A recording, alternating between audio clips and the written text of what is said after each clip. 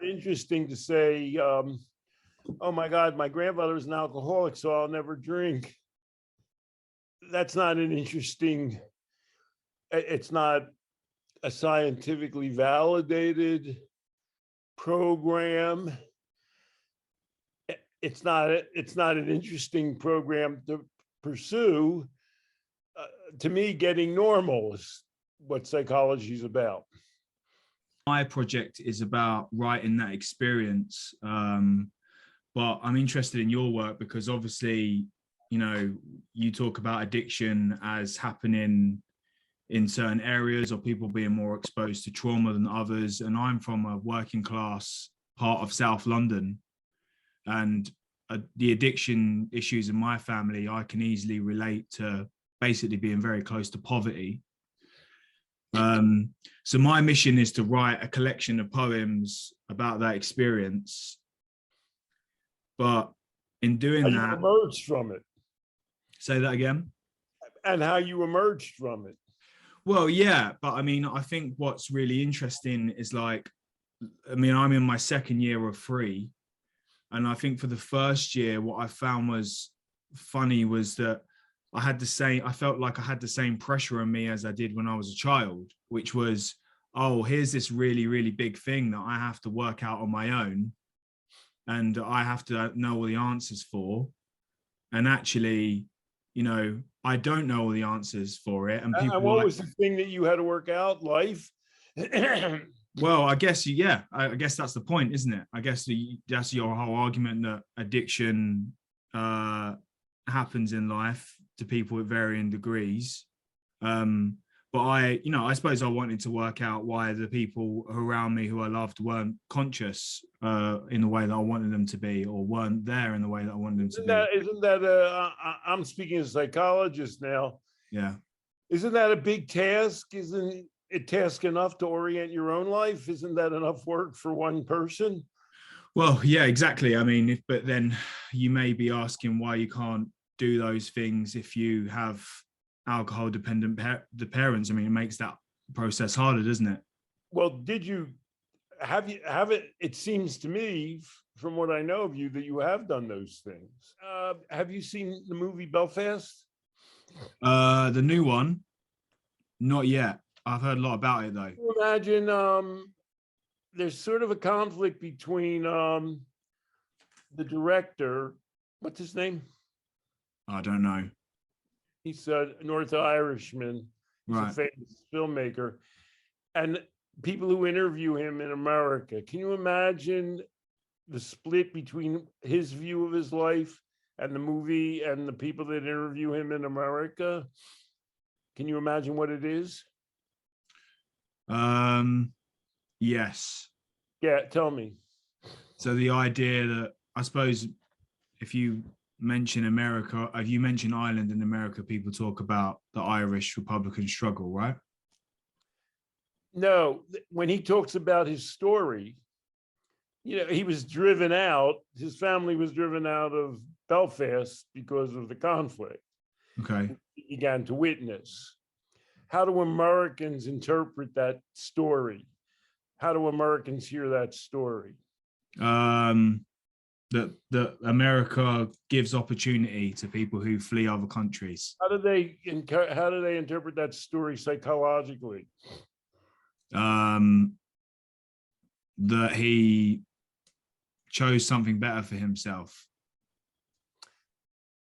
In America, everybody hears that story as a story of trauma. Okay. But the movie's not a story of trauma.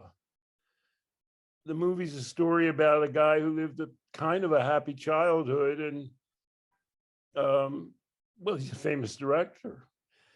It's coming of age is a little strong because it only goes up to when he's 11. It's a warm family and neighborhood movie set in, you know what it was set in. It was set in Northern Ireland. Right. Americans can't get beyond the concept of trauma. They want him to fit the trauma modality. Mm-hmm. And so when they have an interview, they say, well, that must have been very traumatic. And he said, what do you think he might say about that if you were putting yourself in his shoes? No, that was just my life. A, and B, it's a little hard for me to complain. Yeah, because he's been successful. And people got killed. You know what I mean? Yeah. He knows dead people. And whatever resources, his father was kind of working class. I forget what business he was in. Maybe unlocking shit. He wasn't like a professor or something. You know what I mean? It wasn't. Yeah. But his father and mother he had a sister, I think, or a brother. He had one sibling.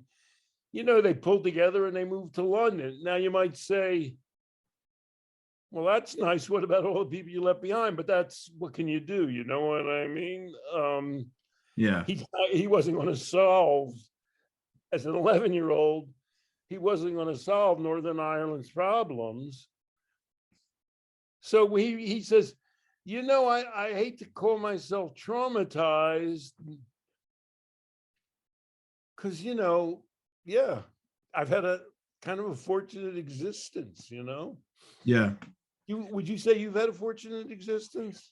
I think I would definitely identify with what you're saying there about being lucky in comparison to some other people of exactly the same situations. And this is what I've talked about in counseling before, about how two people can go through the very same thing and it has very different results on their life. And I'm talking to a guy who has a scholarship to one of the most famous universities in Europe for poetry and lives in a nice flat of buildings. There are people, maybe you're aware of this. There are people a lot worse off than you, not even in the world. We're not even talking about, Iraqi refugees. You know what I mean? We're talking, well, people like that who grew up on your block who didn't have a good outcome, I'm sure, Oh, but Stanton, that I want to make something for them, for those people, right? In the same way that I feel you're making your. Do you have any friends those people from that area, from that era? Do you still maintain any relationships? I have a few, yeah, maybe not as many as I would like, but I have a few. How do you relate to them? What's that like? I mean, in other words, they're probably. Is there a typical thing they're doing? I mean, what's become of them? I just think that I taught in a few South London schools as well, and I feel like there is like a culture of low expectation. I mean, I won't pretend that I've read, just in case I use this video, I won't pretend I've read your book that thoroughly yet, but you talk about, in there about, what is it, your mother brought you up to tell you that you was a genius, and how important. Well, who nurtured you? How do you reckon that you ended up, not an alcoholic, and let's call what you're doing now a productive job? You know what I mean? Yeah, my grandfather was I think he was an artist, but he was a carpenter and he was a musician, and he was a working class guy, but he was very cultured. If I don't know if that's how you would describe it. Obviously, working class culture is a culture in itself, but he was very skilled and very interested in life. And I think I relate to that sentence in your book about being made to feel like a genius. I think you'll enjoy Belfast because he has a grandfather too, who he spends a lot of time with. And he spends the time, like, I think, did the guy have pigeons or something? He spent a lot of time in the backyard. Belfast has these little row houses with these tiny little backyards, Yeah. And a lot of the movie, he's hanging out in the backyard with his grandfather. Mm. You might enjoy that part of it, you know what I mean? Yeah, I mean, my grandfather was interested in like blues music and ragtime guitar, and like I feel like I grew up. I think what was really beneficial was growing up around someone of a different generation who had ideas reaching back you know, the ideas reach back generations, like in blues music and things like that. Whereas like, I think I see a lot of other boys my age, and this is the thing, right? My experience wasn't just of someone as working class or with people around people taking drugs. It was as a boy, right? Which is different to being a girl. And however we, you know, define what those things are, there's a difference. And so, yeah, I feel like being a boy around that was really good, because he showed me that you could be both working class and enjoy culture. You could be both working class and be interested in bettering yourself. You just like, just by another those example of interests. that, by the way, you know, Paul McCartney's been kind of reminiscing a lot. Mm. And, you know, his father was very encouraging. Like, for example, him and John Lennon wrote a lot of the early songs in the music room. They had a piano at Paul McCartney's house, and you wouldn't, you know, look at. And then recently, he did that show. There's that English guy. Do you know about it? Carpool Karaoke. Do you know that show? Yeah, James Corden. So he went back to that house where he grew up. They must have prepared the lady, you know what I mean? Because all of a sudden, Paul McCartney and Ken Hammers are showing up. And he says, well, this is the room, you know, me and John Lennon would sit here and we wanted to be famous. And there's a piano, and I think there's still a piano in it. So to me, those stories are about, well, you know, when him and John Lennon graduated, whatever they call it in England, nobody thought they were going to college. You know what I mean? They weren't college material for whatever reason. Were you a good student? Yeah. So they had their alternatives were more limited in a way, you know what I mean? They weren't going to college. And so isn't your story how you escaped the presumed limitations of your environment? Isn't that your story? So you use the Beatles there to talk about how they believed in like possibility, right? They believed like there's a moment in your book where you talk about a friend papering their room with pictures of film stars and athletes. And that was being around. I like this idea because I like what you write there, because I'm very interested in imagery. So obviously I've got an art background, but I'm interested in the power of written imagery as well, right? And like, I just think the idea of a boy growing up around pictures of film stars and athletes, but you can also draw the line at that, right? Like that's enough for you to just be exactly the point. I think of that guy often. Yeah. He died at age 50 in a single room occupancy hotel in Hollywood, of all places. Do you know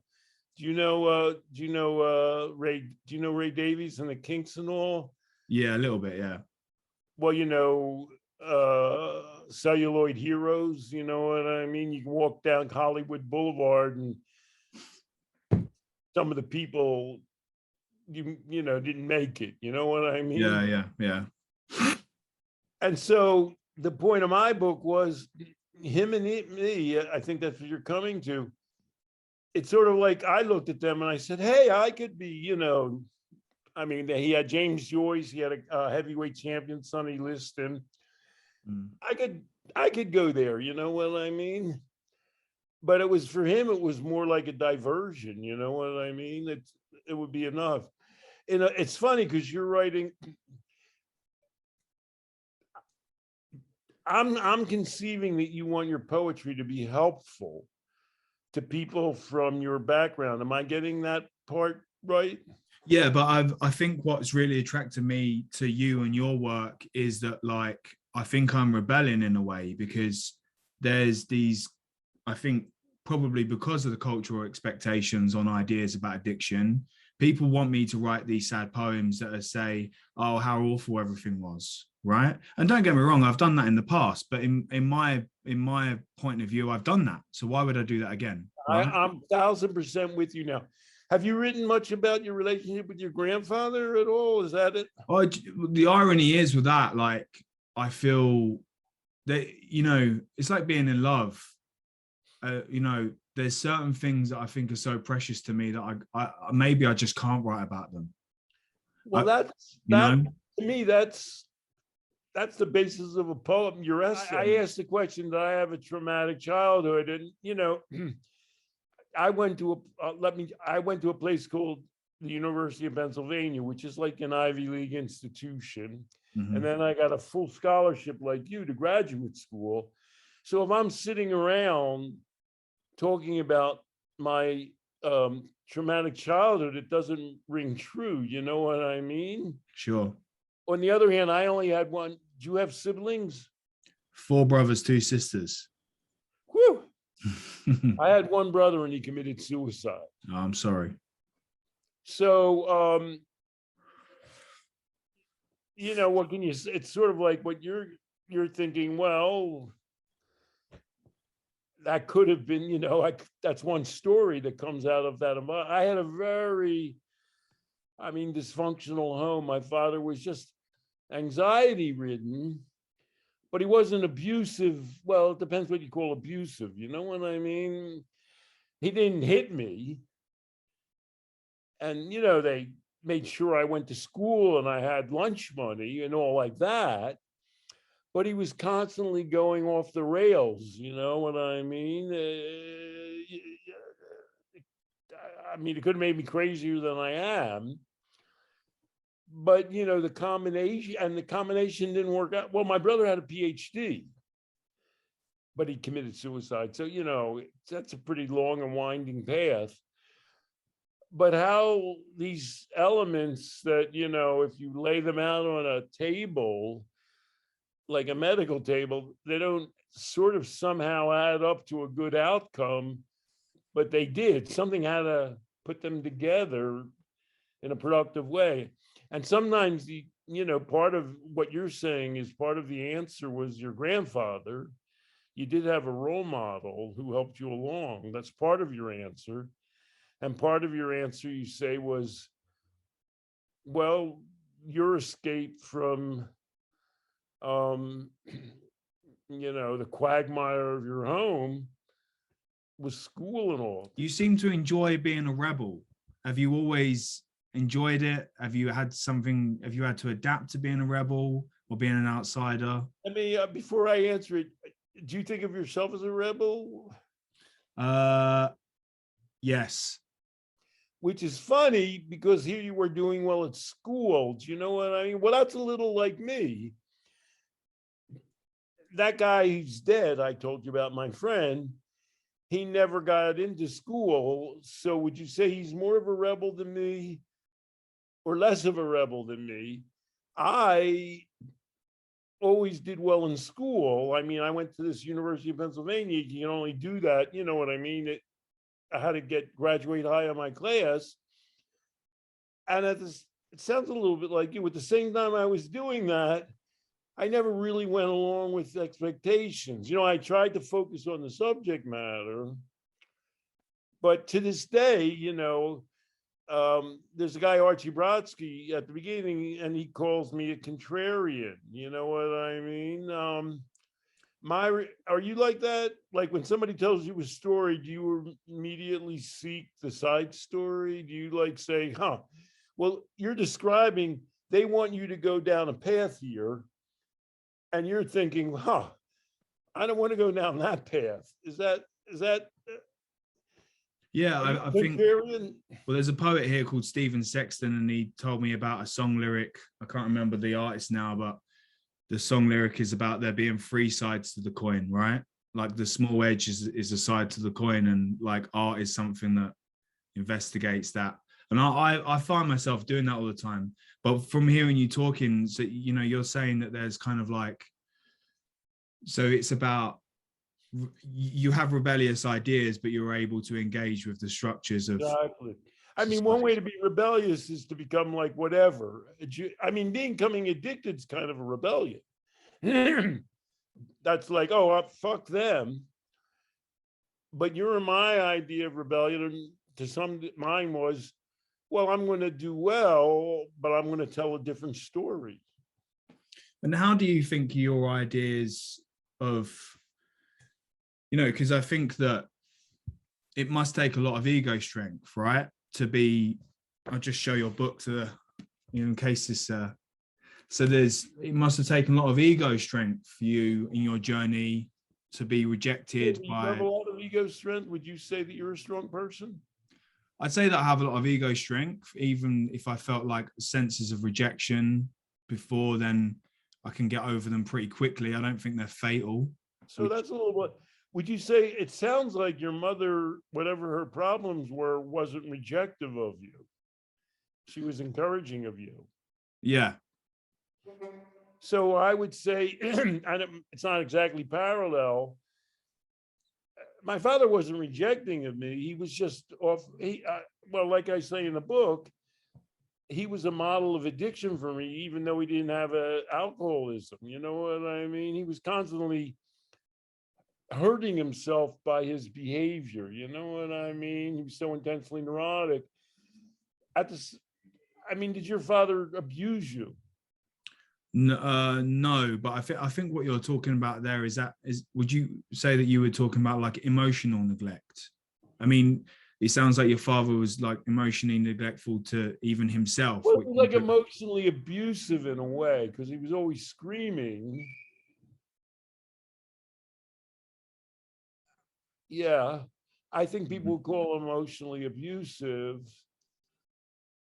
At the same time, he was sort of, I wouldn't say, but he didn't put me down. I don't know if his abuse was about, well, he was abusing himself, and I was there on the pathway.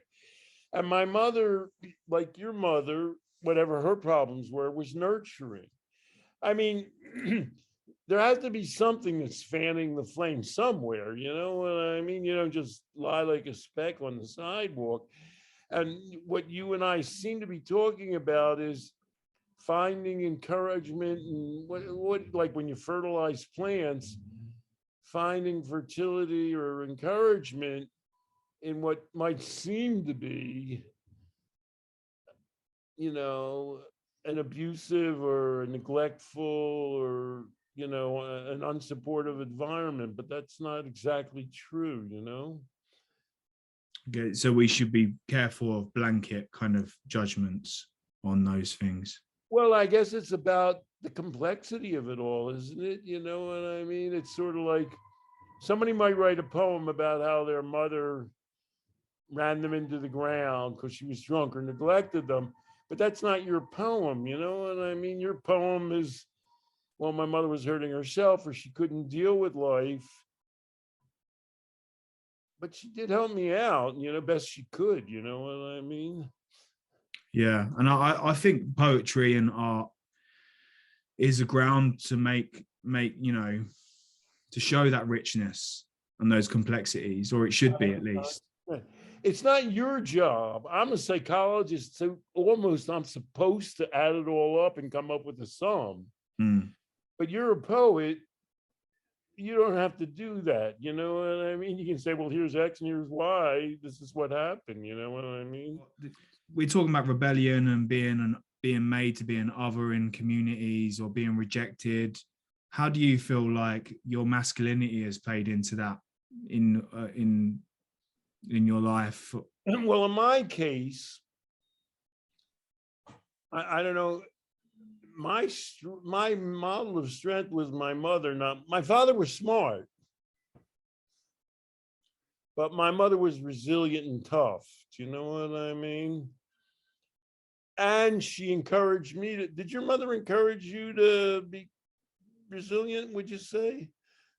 I think she modeled resilience. So even if it wasn't expressed encouragement, it probably definitely was.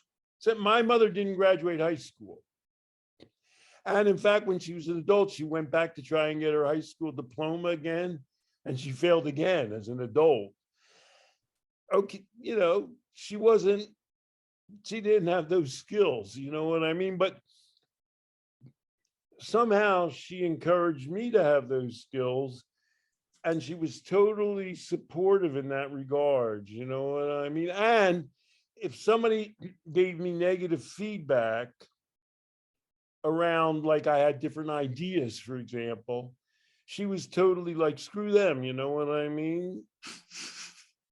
Which how that all came about, well, her father was like a communist. Maybe that had something to do with it, I don't know. The communist, did you say? Her father was like, called himself a communist, yeah. Oh, okay, right. But Out of Russia, yeah. so you're So, talking about ideas of masculinity being brought about by strong females. yeah.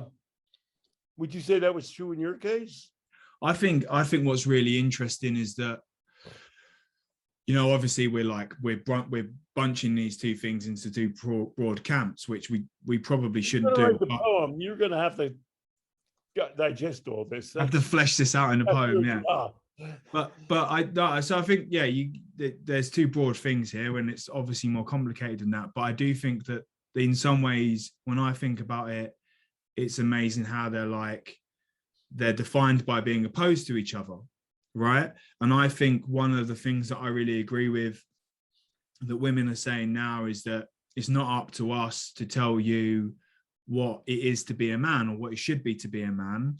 And I agree with that, but that means that it's up to men to decide what positive masculinity looks like, or what a more positive masculinity looks like. Exactly. My mother couldn't role model being a man for me. For example, my father was smarter than her. You know what I mean? It wasn't like being good at school. She encouraged me to, she gave me math problems and all like that. But not to put her, she was dumb. She didn't have those skills herself. And so she couldn't tell me how to be a man. I'm hearing what you're saying, but she could encourage me to be strong and independent. And then I'd have to work that out on my own as a man. Okay. So, yeah. So you took the resilience from her in your boyhood, which set you up for. And I had the same. Nobody likes to be rejected. I've had a lot of rejection. Nobody likes that. But I'm resilient. You know what I mean? Getting put down, it doesn't crush me.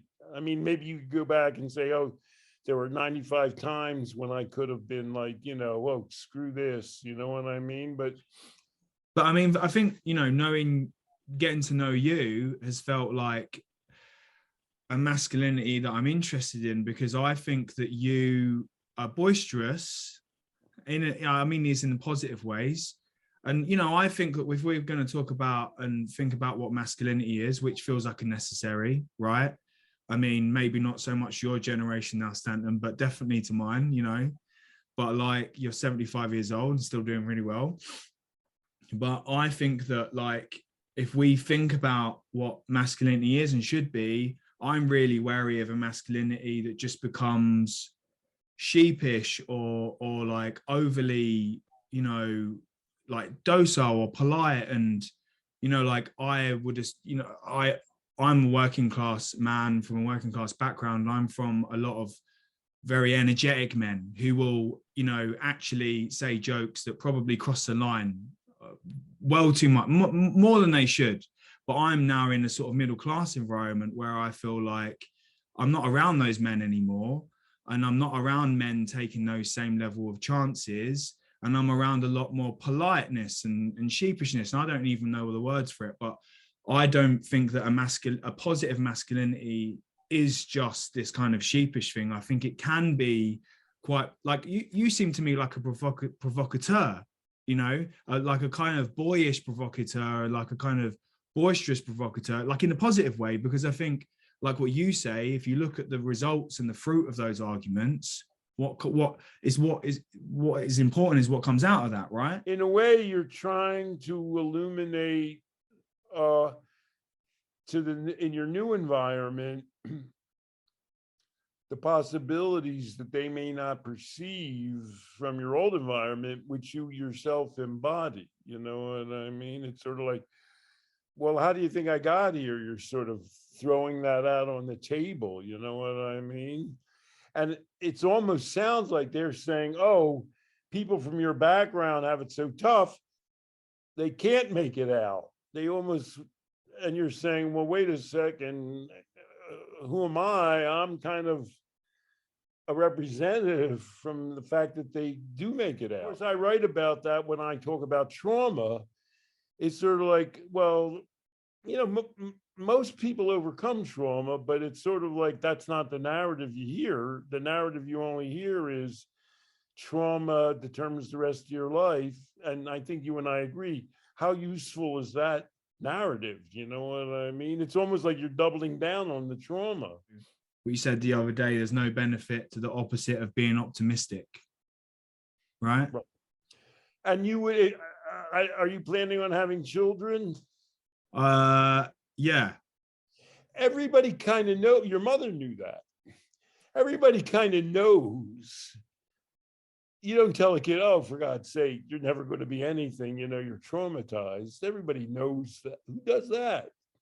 And yet somehow when we switch from common sense and parenting to like, oh, let's talk about the big field, you lose that common sense. You go, oh, these people can never make it out. They're screwed. How can that work for anybody? You know what I mean?